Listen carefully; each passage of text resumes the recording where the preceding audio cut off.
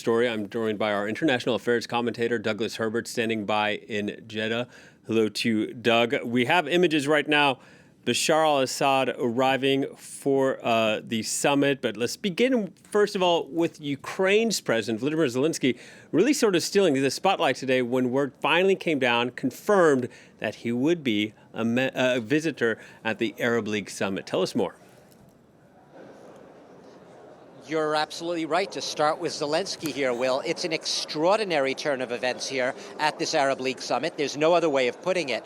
There had been rumors Zelensky was going to come, but what he's essentially doing here is the Ukrainian president is gate crashing what was meant to be the welcome back party at this Arab League summit for Bashar al-Assad, a brutal dictator, president of Syria, who has endured in power thanks to support from Russia. Zelensky's sworn enemy right now, against whom he is planning a major counter-offensive imminently. So you have basically two invitees right now to this summit who could not be more diametrically opposed to each other in any way, shape, or form. And just to make it even more interesting, Will, Zelensky and Assad are here at the invitation of the same person. The Saudi Crown Prince, Mohammed bin Salman, with whom Zelensky will be meeting, he's the one that pressed for Bashar Assad's return, pressed the other Arab League members last month, said we need to bring him back into the fold, in the name of Arab unity to help tackle problems in the region.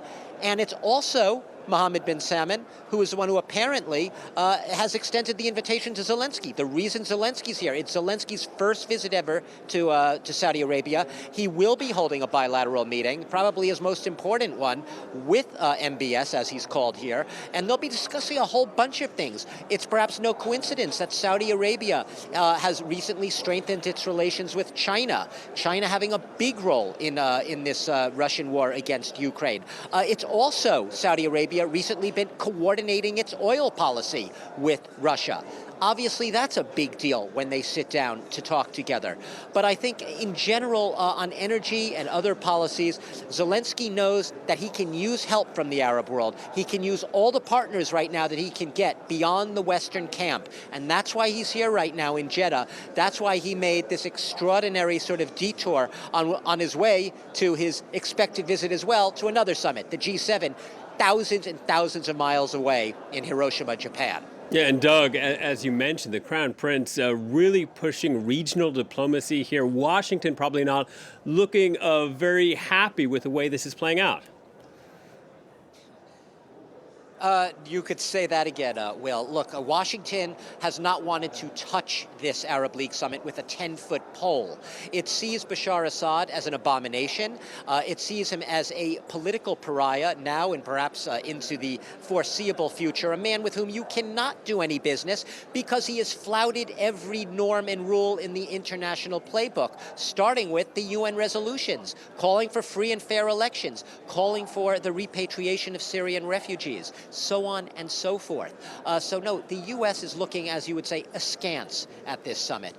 That said, it has told the Arab leaders here, do what you need to do. We're not going to stop you from doing it, but we're not going to be a part of it for now. So this is very much within the club outreach right now to Bashar Assad.